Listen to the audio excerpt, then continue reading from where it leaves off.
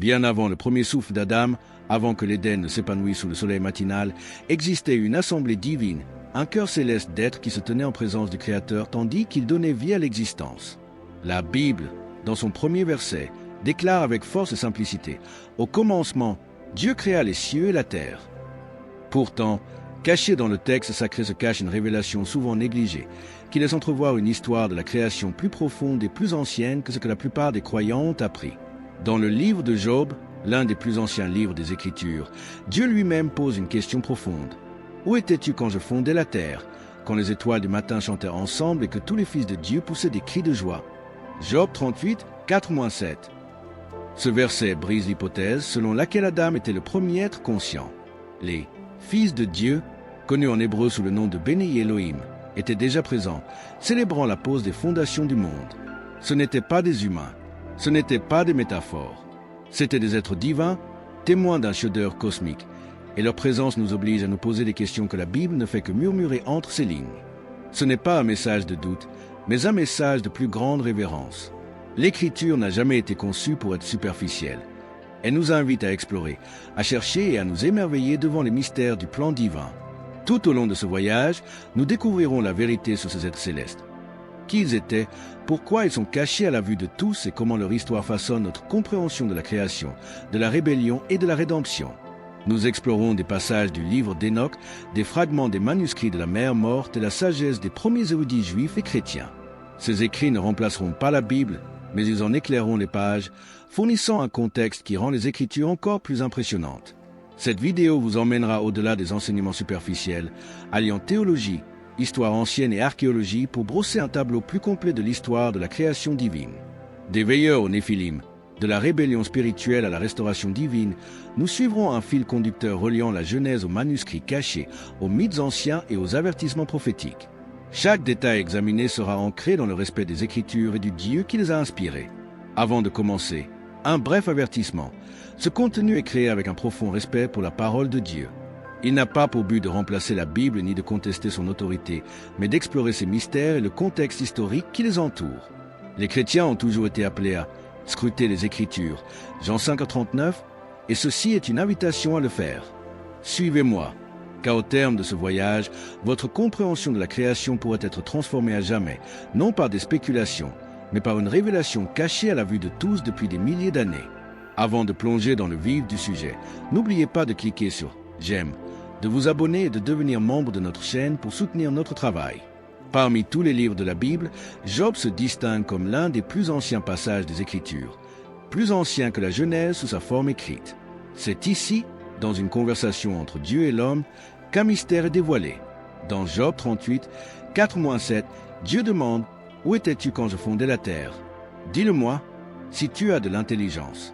Qui en a déterminé les dimensions? Tu le sais. Qui a tendu le cordeau sur elle? Sur quoi étaient fixés ses fondements? Qui a posé sa pierre angulaire? Quand les étoiles du matin éclataient en chants de joie et que tous les fils de Dieu poussaient des cris de joie. Ce passage n'est pas seulement une image poétique. C'est une déclaration directe de Dieu lui-même, révélant une époque où la terre se formait. Et pourtant, des témoins étaient déjà présents, une assemblée divine présente à la naissance de la création. Ces étoiles du matin et fils de Dieu se réjouissaient lorsque les fondations de la terre furent posées, ce qui signifie qu'ils existaient avant l'humanité. Il ne s'agit pas d'une contradiction avec la Genèse, mais d'un aspect plus profond du récit. La Genèse nous raconte la création de l'homme et la relation d'alliance de Dieu avec l'humanité, tandis que Job offre un aperçu d'une réalité supérieure et plus ancienne, un royaume spirituel animé bien avant l'Éden. Le terme « Béni Elohim », fils de Dieu, est ici crucial. En hébreu, il ne désigne pas les hommes ou les descendants d'Adam, mais des êtres d'origine divine. Il ne s'agit pas de métaphores désignant des humains justes, comme le suggèrent certaines interprétations ultérieures. Il s'agit d'êtres célestes, faisant partie d'un ordre céleste qui existait avant que la poussière de la terre ne soit rassemblée. Cette distinction change tout. Cela suggère que la création n'était pas une toile vierge venue à la vie de manière isolée, mais un spectacle divin observé et célébré par des entités spirituelles, dont le rôle dans le dessein de Dieu est rarement évoqué. Cette révélation démontre également l'unité des Écritures. Alors que la Genèse se concentre sur l'histoire de l'humanité, Job lève le voile, nous rappelant que le plan de Dieu est bien plus vaste et plus ancien qu'on ne le pense souvent. Il ne s'agit pas d'une contradiction, mais d'une confirmation. La parole de Dieu recèle des mystères dont la compréhension exige une étude attentive, de l'humilité et du respect. Ce passage à lui seul sert de clé pour ouvrir un récit plus vaste, lié à la rébellion des anges, à l'essor des hiérarchies spirituelles et à la guerre entre la lumière et les ténèbres qui a commencé bien avant qu'Adam ne ronde son premier souffle. Pour bien comprendre pourquoi les fils de Dieu apparaissent plus tard dans Genèse 6, descendant sur terre et modifiant son destin, nous devons d'abord reconnaître leur présence à l'aube de la création. La Genèse commence par une scène simple mais infiniment profonde. Au commencement, Dieu créa les cieux et la terre. Par cette déclaration, le cosmos tout entier est appelé à l'existence par la volonté du Créateur. Pourtant, tandis que la Genèse nous offre un récit étape par étape de la création, Job nous offre un aperçu de ce qui s'est passé au-delà du visible. Un livre nous présente la chronologie de la création, l'autre révèle ses témoins. Ensemble, ils tissent une tapisserie bien plus riche que chacune de ces perspectives prises séparément. La Genèse s'adresse à l'humanité. Elle raconte l'histoire de l'Éden, de l'homme formé de la poussière, de l'image de Dieu reflétée dans la chair. Elle nous ancre dans une histoire qui commence dans un jardin et se prolonge jusqu'à une alliance qui s'accomplirait un jour par le Christ. Mais Job nous montre que la création n'a jamais été un acte solitaire. C'était un événement dont toute une assemblée céleste était témoin, décrite comme les étoiles du matin et les fils de Dieu, des termes qui ont du poids et de la profondeur lorsqu'on les étudie dans leur origine hébraïque. Le mot hébreu pour étoile, kokavim, n'est pas une simple fioriture poétique. Il symbolise souvent des êtres célestes rayonnants et puissants, reflétant la gloire de Dieu. Associé à l'expression « Fils de Dieu », Béni Elohim, ce verset suggère un conseil divin qui célébrait la formation de l'univers, une audience spirituelle à la puissance créatrice de Dieu. Ce conseil se retrouve dans toute l'Écriture, apparaissant dans le psaume 82, Daniel 10 et l'Apocalypse, où anges et êtres célestes entourent le trône de Dieu. La beauté de ce lien ne réside pas dans la contradiction, mais dans l'harmonie. La Genèse ne passe pas sous silence cette assemblée. Elle se concentre simplement sur l'histoire de l'humanité, car c'est par Adam que la rédemption viendra. Job nous rappelle qu'il y a plus. Un royaume invisible, un récit de la création empreint d'une complexité spirituelle. Loin de diminuer l'autorité de la Bible, cette révélation la magnifie. Elle nous montre un Dieu qui règne non seulement sur l'humanité, mais aussi sur un vaste ordre spirituel qui s'incline devant lui. Comprendre cette assemblée céleste, c'est saisir la gravité de la rébellion. Lorsque certains de ces êtres se détournèrent de Dieu, ce ne fut pas une simple chute. C'était une trahison cosmique qui allait se répercuter sur la création et façonner l'histoire humaine. C'est pourquoi étudier la Genèse aux côtés de Job est essentiel. Cela nous offre une vue panoramique de l'histoire de Dieu, révélant un univers animé du dessein divin dès le commencement. La Bible ne décrit pas simplement Dieu comme un créateur solitaire, mais comme le roi d'un vaste royaume spirituel, entouré d'êtres à l'autorité inimaginable. Lorsque l'Écriture les appelle les « fils de Dieu », béni Elohim, elle ne parle pas de mortels, ni n'utilise un langage poétique sans portée. Elle dévoile un ordre céleste, des dirigeants spirituels, des princes et des gardiens de la création qui servaient dans les cours mêmes de Dieu. Il ne s'agit pas d'anges anonymes filant dans l'ombre de l'histoire divine. Ils font partie de ce que les théologiens et les premiers sages juifs appelaient le conseil divin, une cour céleste où les décrets de Dieu sont exécutés, sa justice maintenue et sa gloire magnifiée. Tout au long des Écritures, des aperçus de ce conseil apparaissent comme des éclairs, brefs mais puissants. Dans le psaume 82, Dieu se tient au milieu de l'assemblée des puissants, jugeant parmi ses êtres célestes. Dans Daniel 10, un ange parle du prince de Perse et du prince de Grèce, des titres qui font allusion à des dirigeants angéliques assignés aux nations, renforçant l'idée d'une hiérarchie spirituelle structurée. Même dans l'Apocalypse, Jean voit des anciens, des anges et des créatures vivant autour du trône, révélant que la domination de Dieu n'est pas solitaire, mais s'exprime à travers un ordre céleste qui obéit à sa volonté. Ces passages suggèrent une réalité bien plus complexe que ce que nous pensons souvent. Les fils de Dieu ne sont pas de simples observateurs, mais des agents investis du dessein de Dieu. Ils gouvernent des royaumes, protègent des nations et sont témoins du déroulement de l'histoire. Cette assemblée divine souligne la majesté de la gouvernance de Dieu, un royaume qui opère à la fois dans les mondes physiques et spirituels. Leur présence à la création nous montre que l'acte de Dieu de former la terre n'était pas un simple instant, mais une déclaration cosmique à l'ensemble du ciel et de la terre qu'il est souverain sur toutes choses. Pourtant, cette compréhension rend la tragédie de la rébellion plus inquiétante. Pour certains de ces êtres, qui se tenaient en présence même de Dieu, la disgrâce n'est pas un simple échec moral. C'est une rébellion cosmique qui a préparé le terrain pour les luttes auxquelles l'humanité est confrontée aujourd'hui. Leur histoire est un avertissement, un rappel que même ceux qui siègent dans les cours célestes ne sont pas à l'abri de l'orgueil. Mais c'est aussi un témoignage. La justice de Dieu s'étend à travers les deux mondes et son plan de rédemption s'étend au-delà de ce que l'œil humain peut percevoir. Cette compréhension plus profonde du conseil divin ne diminue pas l'autorité des Écritures, elle la magnifie. Cela nous rappelle que lorsque la Bible parle de principauté et de puissance, elle révèle une guerre spirituelle bien plus ancienne que l'humanité elle-même. Cette connaissance nous aide à saisir le poids des paroles de Dieu, le sérieux de l'obéissance et la profondeur de sa souveraineté. Dans la vaste mosaïque des Écritures, on perçoit des murmures de mystères qui transcendent le commencement des temps tels que nous les connaissons.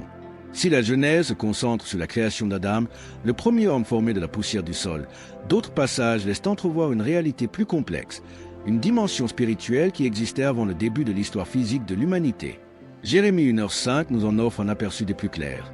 « Avant de te former dans le ventre de ta mère, je te connaissais. Avant que tu ne sortes du sein maternel, je t'avais sanctifié. » Ces paroles ne sont pas une simple fioriture poétique.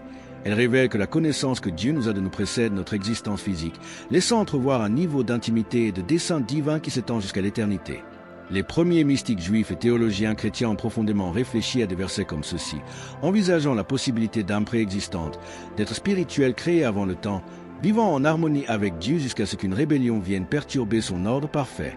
Cette croyance ne contredit pas les Écritures, mais exalte plutôt l'omniscience et la majesté de Dieu. Il est l'auteur de la vie, celui qui annonce la fin dès le commencement. Isaïe 46, 10. S'il connaissait Jérémie avant sa naissance, se pourrait-il que chaque âme porte en elle une histoire d'origine divine antérieure à son existence terrestre? Dans la pensée mystique juive, notamment dans les premiers enseignements kabbalistiques, on retrouve l'idée des étincelles de lumière, des âmes et des essences spirituelles nées du rayonnement de la gloire divine. Selon ces traditions, la création ne fut pas un acte isolé, mais un processus divin, un déploiement de la volonté divine. Certains érudits décrivent le concept de tikkun, une restauration ou une réparation, suggérant que le monde que nous connaissons pourrait être le résultat de la rédemption continue par Dieu de quelque chose de brisé. Bien que ces interprétations ne soient pas bibliques en elles-mêmes, elles nous offrent un cadre permettant de comprendre que l'histoire de Dieu dépasse la brève durée de l'histoire humaine. Le récit biblique s'accorde parfaitement avec cette vérité. Dans Apocalypse 13h8, le Christ est appelé l'agneau immolé dès la fondation du monde. Cette expression révèle que le plan de rédemption de Dieu était en place avant même l'existence de l'humanité. Si le sacrifice du Christ était prévu dès la fondation du monde, alors l'histoire de l'humanité s'inscrit dans un récit bien plus vaste, un drame cosmique qui englobe des royaumes spirituels, des ordres angéliques et des desseins divins transcendant le temps. Cette perspective suscite l'émerveillement et le respect, et non la spéculation. Elle nous rappelle que nos vies ne sont pas le fruit du hasard. Nous faisons partie d'une histoire éternelle écrite par un Dieu qui nous connaît plus profondément que nous ne pouvons l'imaginer. En méditant sur ces vérités, nous sommes poussés à l'adorer, lui, le Créateur qui tient toute existence entre ses mains et qui œuvre sans relâche pour restaurer ce qui a été brisé. Genèse 1h1 et 1h2 comptent parmi les versets les plus lus de toute l'Écriture, et pourtant peut-être parmi les moins approfondis. La Bible déclare « Au commencement, Dieu créa les cieux et la terre ». Ceci est suivi d'une déclaration frappante. La terre était informe et vide, et il y avait des ténèbres à la surface de l'abîme. En hébreu, le mot traduit par « était » Aya peut aussi signifier « devint ». Cette distinction subtile a conduit les théologiens, anciens et modernes, à se demander « la terre aurait-elle pu devenir informe et vide parce qu'elle était auparavant autre chose ?» Cette idée, connue sous le nom de théorie de l'écart, suggère qu'entre Genèse 1h1 et 1h2, il pourrait y avoir eu un chapitre inédit de la création, un monde sombré dans le chaos, jugé par Dieu et remodelé. Loin de remettre en cause l'Écriture, cette interprétation cherche à concilier sa profondeur avec la richesse du caractère de Dieu. Le Dieu qui est lumière et en lui il n'y a aucune obscurité, 1 Jean 1h5, n'a pas créé un monde dans le chaos.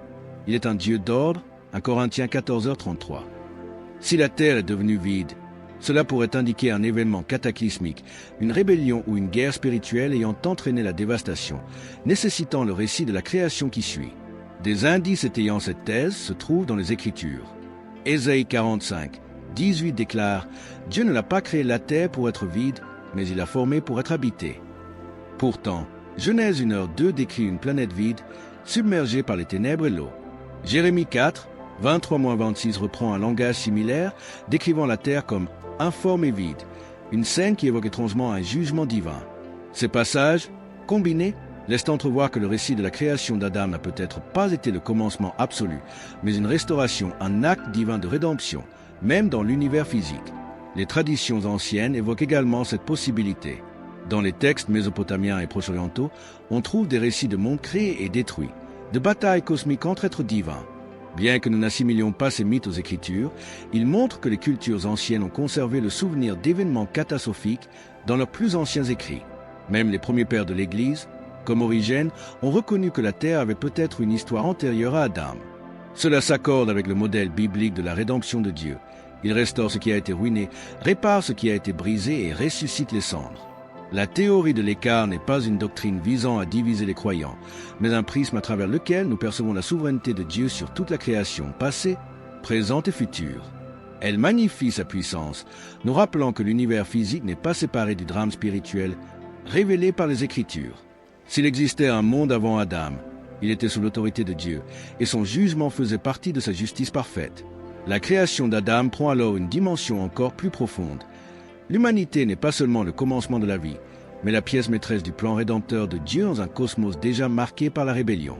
Parmi les textes les plus mystérieux et controversés liés à la Bible figure le livre d'Enoch, une œuvre autrefois très appréciée dans la tradition juive primitive et même citée par Jude dans le Nouveau Testament. Bien qu'il ne fasse pas partie des écritures canoniques de la plupart des traditions chrétiennes, il nous offre un regard historique fascinant sur le monde spirituel antique. Il raconte l'histoire d'êtres célestes appelés les veilleurs, des anges chargés d'observer la création, de protéger l'humanité et d'accomplir la volonté de Dieu. Pourtant, selon Enoch, ces veilleurs sont devenus l'incarnation même de la rébellion lorsqu'ils ont violé la frontière entre le ciel et la terre. Dans Genèse 6, 1-4, nous lisons un récit bref mais glaçant. Les fils de Dieu virent que les filles des hommes étaient belles, et ils prirent pour femmes celles qu'ils choisirent. Il en résulta la naissance des Néphilim, êtres d'une grande puissance et d'une grande violence. Ce passage est court, laissant de nombreuses questions sans réponse.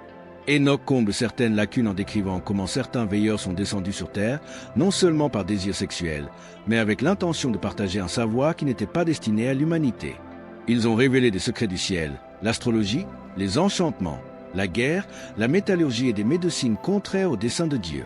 Ce qui n'était au départ que de la curiosité s'est transformé en corruption, et un ordre de gardiens autrefois saints est devenu traître au trône céleste.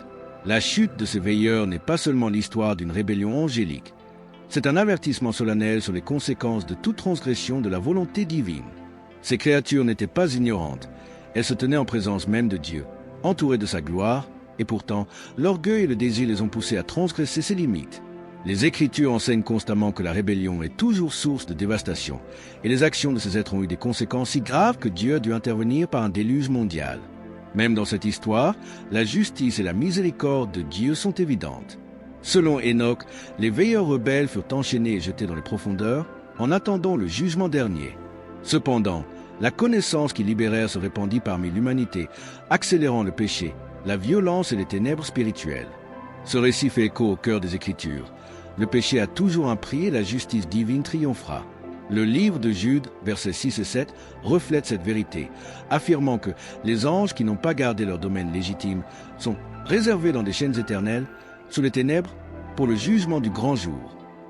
Bien que le livre d'Enoch ne soit pas à la hauteur des Écritures, il constitue un témoignage historique, offrant un aperçu de la façon dont les premiers croyants ont compris les événements mystérieux entourant Genèse 6. Il amplifie la gravité du péché, le danger d'un orgueil débridé et la sainteté de l'ordre divin. Ces récits ne sont pas destinés à divertir, mais à susciter une sainte révérence pour l'autorité du Créateur sur toute la création. La rébellion des veilleurs nous rappelle qu'aucun être, humain ou angélique, n'est exempté de la justice divine. Cependant, ce n'est pas un message de peur, c'est un appel au discernement et à l'espoir. Dieu a toujours préservé un reste. Tout comme Noé et sa famille ont été préservés, le Christ se présente désormais comme notre arche de salut. Si les mystères anciens fascinent et intriguent, les Écritures nous ramènent à la vérité ultime. Dieu est souverain, sa justice est parfaite et son plan de rédemption n'a jamais faibli. Toutes les puissances rebelles, toutes les forces spirituelles en guerre, sont soumises à son autorité. Aujourd'hui, alors que nous découvrons des merveilles archéologiques et redécouvrons des manuscrits anciens comme les manuscrits de la mer Morte, il devient évident que Dieu a permis que ces fragments d'histoire refassent surface au bon moment, non pas pour nous troubler, mais pour renforcer notre foi. Plus nous approfondissons les mystères des Écritures, plus nous voyons que la parole de Dieu est un phare de vérité dans un monde rempli de tromperies. Ce qui était caché est révélé, et chaque révélation confirme la grandeur du Créateur. La rébellion des veilleurs, la montée des Néphilim et le déluge ne sont pas de simples histoires lointaines. Ils nous rappellent que le péché est destructeur, que la rébellion spirituelle a des conséquences et que l'amour et la sainteté de Dieu sont inébranlables. Le même Dieu qui a jugé le monde antique est celui qui a envoyé son Fils pour le racheter. Ces échos du passé ne sont pas destinés à nous terrifier, mais à nous inciter à la révérence, à la repentance et à l'émerveillement devant un Dieu qui règne sur les mondes visibles et invisibles. En cette époque moderne, encerclée par la technologie et les découvertes, nous ne sommes pas loin des réalités spirituelles décrites dans les Écritures. Tout comme le monde avant le déluge était rempli de rébellion et de ténèbres, notre époque est aux prises avec la tromperie spirituelle. Pourtant, la Bible nous assure que le Christ a triomphé. L'Apocalypse nous rappelle que tout pouvoir et toute autorité lui appartiennent, et qu'un jour tout ce qui est caché sera révélé. Des parvis silencieux du ciel où les fils de Dieu se sont réjouis, à la rébellion qui a amené le jugement sur la terre, les Écritures et les documents anciens révèlent une histoire plus vaste que le temps lui-même. Une bataille cosmique entre la lumière et les ténèbres qui a commencé bien avant le premier souffle de l'humanité. Les veilleurs, les Néphilim et le déluge ne sont pas des mythes lointains, mais des rappels d'un Dieu à la fois juste et miséricordieux, un Créateur qui règne sur toutes les puissances, visibles et invisibles. Ces mystères ne sont pas destinés à nous éloigner de sa parole, mais à nous conduire plus profondément dans l'émerveillement, la révérence et la foi en son plan éternel. Aujourd'hui encore, alors que l'histoire se déroule, la même guerre spirituelle se poursuit, mais la promesse de Dieu aussi. L'arche n'est plus un simple récipient en bois, c'est le Christ lui-même, notre refuge, notre salut et notre espoir dans un monde en proie au chaos. Ce qui était caché est révélé aujourd'hui, et chaque découverte nous ramène à celui qui tient l'univers entre ses mains. Si vous avez lu jusqu'au bout, c'est que ce contenu vous a été utile. Soutenez cette chaîne en devenant membre. Cela nous aide à grandir et à continuer à créer du contenu pertinent pour vous. Cliquez sur le bouton « Abonnez-vous », « J'aime » et rejoignez notre formidable communauté de soutien dès aujourd'hui. Si ce voyage vous a ouvert les yeux sur la profondeur de la parole de Dieu et les mystères de sa création, prenez un moment pour nous le dire dans les commentaires. Croyez-vous que ces réalités spirituelles influencent encore notre monde aujourd'hui? Il y a tant d'autres choses à découvrir. Des histoires d'anges déchus, des prophéties anciennes et des interventions divines qui ont façonné le monde tel que nous le connaissons. Un autre enseignement puissant vous attend déjà, ici même sur l'écran. Cliquez et poursuivez ce voyage, car la vérité de Dieu est infinie, et seuls ceux qui cherchent trouveront vraiment. Que le Seigneur vous bénisse, vous guide et vous ouvre les yeux sur sa parole éternelle.